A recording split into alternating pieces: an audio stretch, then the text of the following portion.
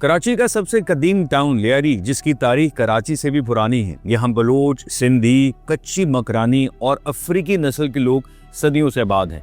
ये शायद पाकिस्तान का वो इकलौता टाउन है जहाँ के नौजवानों को फुटबॉल और बॉक्सिंग का जुनून है। बॉक्सिंग किंग हुसैन शाह, जिसने 1988 के सियोल ओलंपिक्स में तमगा जीता, वो भी फजंदे लियारी था। ये कराची में पाकिस्तान पीपल्स पार्टी का रवायती गढ़ रहा।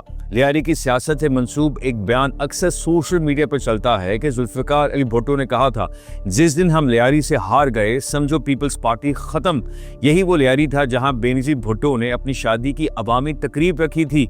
2018 में बिलावल भुट्टो लियारी के हल्के से इलेक्शन दंगल में उतरे तो थे, लेकिन वो तीसरे नंबर पर आ सके। 2000 की दिहाई में लियारी गैंग वॉर का मैदान बना रहा। ये एक नो गो एरिया बना हुआ था।